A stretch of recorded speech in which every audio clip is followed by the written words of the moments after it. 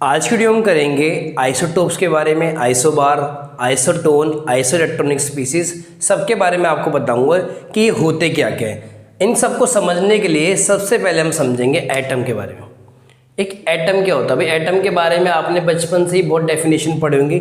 यहाँ पे हम वो बात पढ़ेंगे जो काम की है, वो सब तो किताबों में लिखा है। एटम वो पार्टिकल होता है विच में एक्सिस्ट इंडिपेंडेंटली या फिर पेयर करके रहे। जैसे एग्जाम्पल मैं समझाऊँ, हीलियम की बात करूँ अकेला रहता है, नियॉन की बात करूं अकेला रहता है, आर्गन की बात करूं अकेला रहता है। ये सारे एलिमेंट देखो इंडिविजुअली एग्जिस्ट कर रहे हैं बिना किसी। पर आप बात करो हाइड्रोजन की, बॉन्ड बनाता नहीं बनाता, H2 की फॉर्म में रहता है। सल्फर की बात करो S8 की फॉर्म में रहता है। फॉस्फोरस की बात करो P4 की फॉर्म में रहता है। तो atom is the smallest particle which में एग्जिस्ट इंडिपेंडेंटली और मे नॉट एग्जिस्ट इंडिपेंडेंटली, है ना। तो एटम सबसे छोटा टुकड़ा है जो इस तरह से एग्जिस्ट करता है। अब एटम के देखो तीन पार्ट होते हैं, जैसे जायदाद के बंटवारे होते हैं वैसे ही एटम के तीन पार्ट कर दिए गए हैं, तीन टुकड़ों में बांट दिया है। पहला है इलेक्ट्रॉन, दूसरा है प्रोटॉन और भाई तीसरा है मेरे बच्चों न्यूट्रॉन। क्या क्या? ठीक है।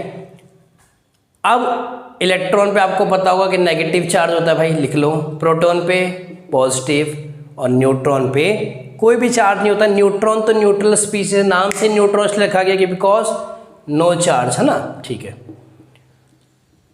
अब अगर मैं आपसे पूछूं कि किसी भी एटम को डिफाइन करने के लिए इन तीनों में से कौन सी चीज़ चाहिए होती है, कि अगर कोई आपसे पूछे कि यार मैंने नंबर ऑफ इलेक्ट्रॉन दे रखी, कि एटॉमिक नंबर पता लगता है, या कोई आपसे पूछे कि प्रोटॉन दे रखे तो एटॉमिक नंबर, या आपसे, तो हमेशा याद रखना बच्चे इन तीनों में से अगर कोई चीज़ डिफाइन करती है किसी भी एटम को, वो करती है प्रोटॉन। क्योंकि यार इलेक्ट्रॉन तो बच्चे चेंज हो जाते हैं पर प्रोटॉन कभी भी चेंज नहीं होते। मैं आगे जाके एग्जांपल में समझाऊंगा कैसे। एग्जांपल आप समझते हैं, चलो अभी समझ लेते हैं। मैं आपसे बोलूँ सोडियम, ठीक है। आपने कहा सर सोडियम का एटॉमिक नंबर है 281, बात सही है।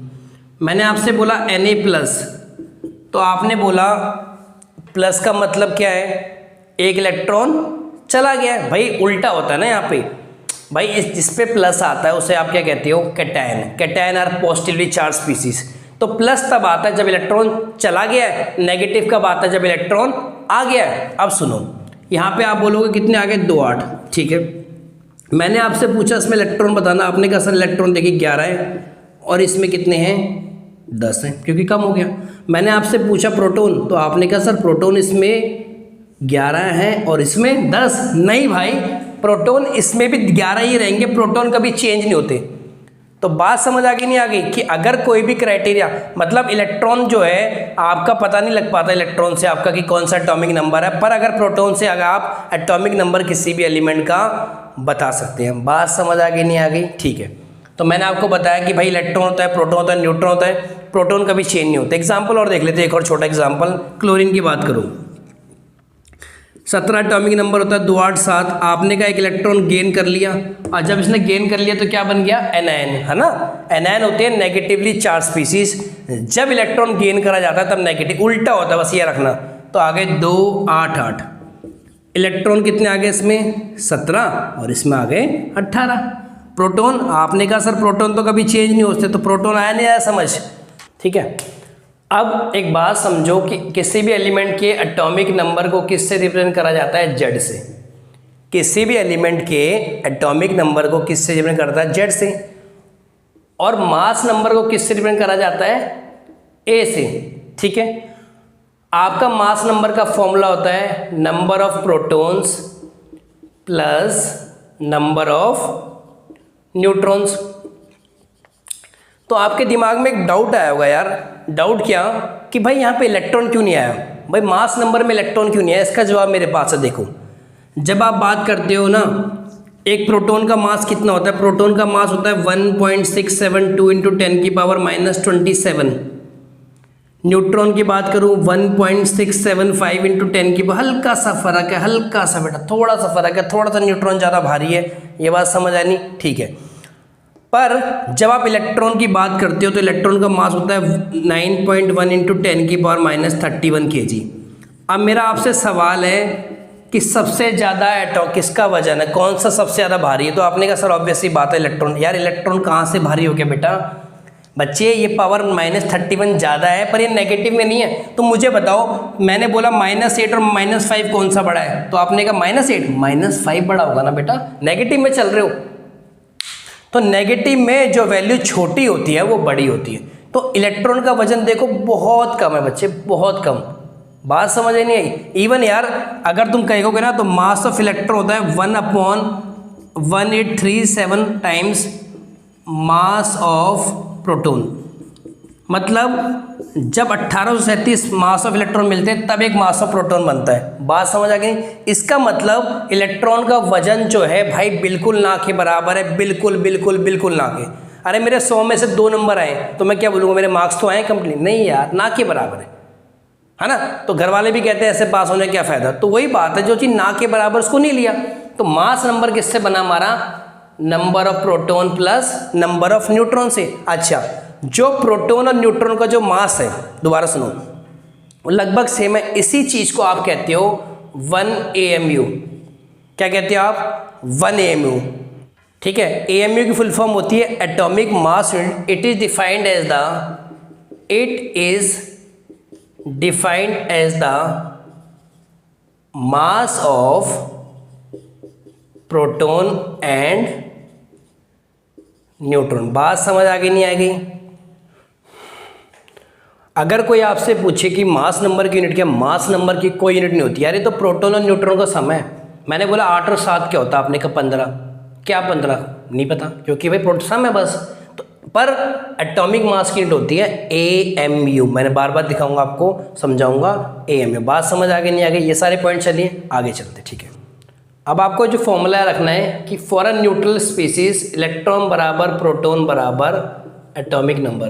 किसी भी न्यूट्रल स्पीसीज, आपने कहा सर न्यूट्रल स्पीसीज, अरे भाई न्यूट्रल मतलब सोडियम, क्लोरीन, कोई भी ऑक्सीजन, कोई भी, है ना। और चार्ज स्पीसीज क्या होते हैं? चार्ज होगा यार Na+, Cl नेगेटिव, ये सब।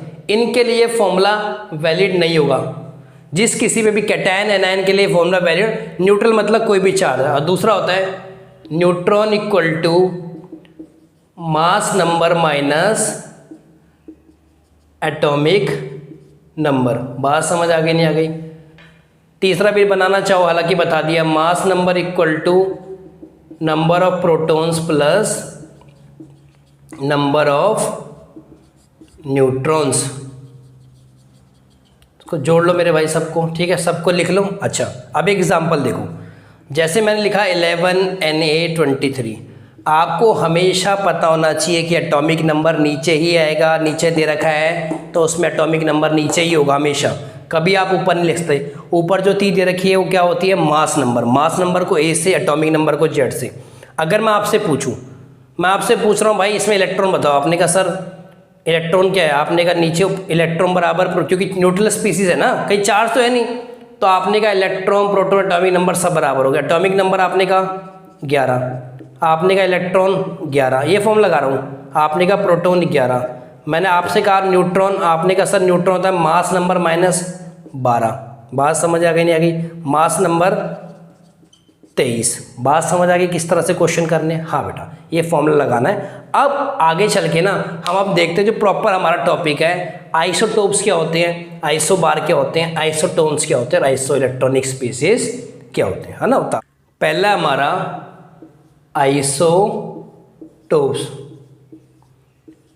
आइसोटोप्स होता है atoms of same element having same atomic number but different mass number. लिख लो, same atomic number but different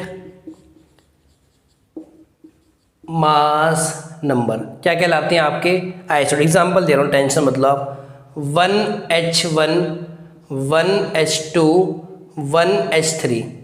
आपसे मैं पूछूं कि इन तीनों में एटॉमिक नंबर क्या है, तो आपने कहा सर एटॉमिक नंबर नीचे होता है, और आप साफ दिख रहा है कि 1 ही है। इजी सा सवाल पूछ रहे हो आप, मैंने कोई बात नहीं भाई 1 होता है। मैं आपसे पूछूं मास नंबर क्या, आपने कहा सर इसका मास नंबर ऊपर लिखा जाता है, मास नंबर कितना है, इसका 1 है, 2 है, इसका 3 है। तो ये क्या बन गए बच्चे? Isotope. Same atomic number different mass. हालांकि इनके नाम भी पूछे जाते हैं बेटा। 2019 में IIT में आया सवाल। पहले आप लिख लो, इसका नाम होता है प्रोटियम, इसका नाम होता है ड्यूटेरियम, और किसके आइसोटोप्स हैं भाई? एलिमेंट के। एलिमेंट कौन सा है? ट्रिटियम। और ट्रिटियम हमारा क्या होता है? न्यूक्लियर रिएक्टर में इस्तेमाल होता है। न्यूक्लियर रिएक्टर में इस्तेमाल होता है और ये होता है जहाँ पे फिजन फ्यूजन होता है, ये होता है रेडियो एक्टिव। जो 2019 में आईआईटी के मेंस में क्वेश्चन आया वो था the number of isotopes of hydrogen and how many of them are radioactive, कि हाइड्रोजन के कितने आइसोटोप्स हैं और कितने रेडियो एक्टिव। और ऑप्शन देखो इस तरह से थे 4, A B C D। क्या आइसोटोप दे दिए? 3 रेडियो एक्टिव 1, 3 2, 3 और 3 0। ऑप्शन बदल सकते हैं बच्चे, है ना। इसका आंसर था क्या था भाई? 3 है, क्योंकि 3 आइसोटोप्स होते हैं हाइड्रोजन के, प्रोटियम, ड्यूटेरियम, ट्रिटियम। और कितने रेडियो एक्टिव होते हैं इसमें? सिर्फ एक होता है ट्रिटियम, है ना। और एग्जांपल देखना है इसके, देख लो यार, ये लोग 8O16 मान लो, 8O17 मान लो। देखो सेम एटॉमिक नंबर है, मास नंबर डिफरेंट, तो ये क्या कहलाएंगे? हमारे आइसोटोप्स। नेक्स्ट है हमारा isobar, atoms of different element. Different element having same mass number but different atomic number, कि मास नंबर जो हो सेम हो। एग्जांपल आप देखो 18 आर्गन 40, 19 पोटेशियम 40 और 20 कैल्शियम 40। इनमें देखो बच्चे एटॉमिक नंबर देखो डिफरेंट है, तभी तो उसने बोला डिफरेंट एलिमेंट। अरे एटॉमिक नंबर ही डिफरेंट हो गया तो एलिमेंट तो डिफरेंट हो गई। ठीक है, आपने कहा मास नंबर के बारे में आप क्या हुई? आपने कहा सर मास नंबर इसका भी 40 है, 40 यानी अली बाबा 40 चोर वाला 40, सबका मास नंबर क्या है बच्चे? सेम है, एलिमेंट डिफरेंट है, तो उसे क्या कहलाएंगे हम? आइसोबार। बात समझ आ गई नहीं? आ गई। नेक्स्ट है मेरा आइसोटोन्स। आइसोटोन्स क्या होते हैं? species which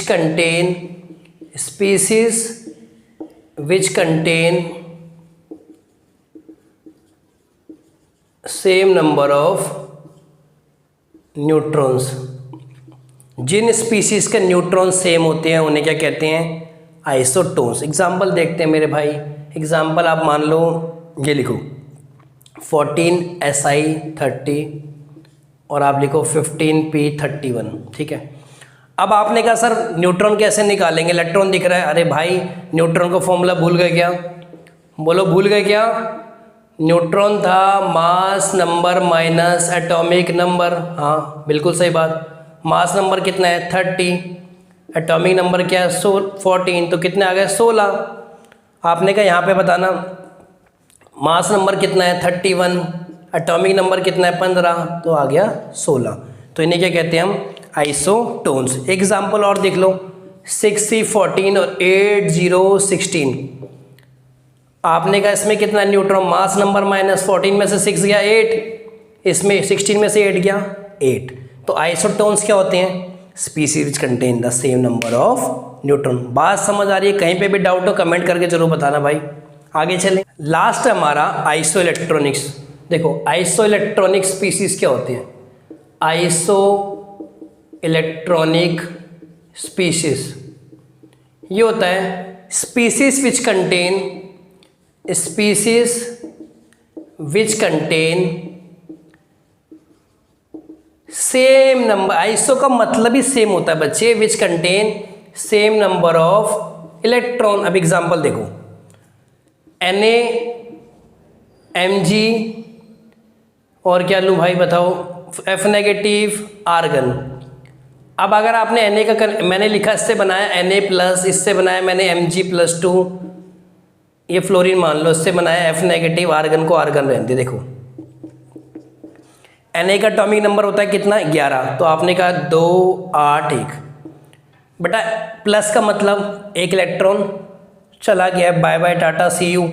तो कितने रह गए? 2 और 8 कितने आ गए? 10 इलेक्ट्रॉन। ठीक है। मैग्नीशियम का एटॉमिक नंबर 12, 2 8 2। यहाँ पे कितने आ गए? 2 चले गए ना, +2 का 2 चले गए, 2 8 कितने रह गए? 10। फ्लोरीन का होता है 9, है ना, 2 और 7, इसको 1 इलेक्ट्रॉन की जरूरत थी, 1 इलेक्ट्रॉन गेन कर लिया तो उसमें आ गए 10, आर्गन तो होता ही 10 है। तो देखो बच्चे जितने ये सारे स्पीसीज हैं ये वाले, ये नहीं ये वाले, ये क्या कहलाएंगे, iso electronic species which contain the same number of electron. और एग्जांपल देख लो यार, Cl नेगेटिव में कितने होते हैं भाई, क्लोरीन का कितना होता है 17, Cl नेगेटिव मतलब 18। अब आप लगा दो यार, यहाँ पे ना नियॉन लिखना बच्चा, नियॉन लिख देना, मैंने गलत लिख दिया, नियॉन होता है ना यहाँ पे। अब आप लिख दो आर्गन, आर्गन के कितने होते हैं 18, तो ये दोनों क्या कहलाएंगे, आइसो इलेक्ट्रॉनिक स्पीसीज। तो इस वीडियो में बच्चे करेंगे इतना ही, नेक्स्ट वीडियो में आऊँगा कुछ इंपॉर्टेंट टॉपिक के लिए, तब तक मिलते हैं आपसे नेक्स्ट वीडियो।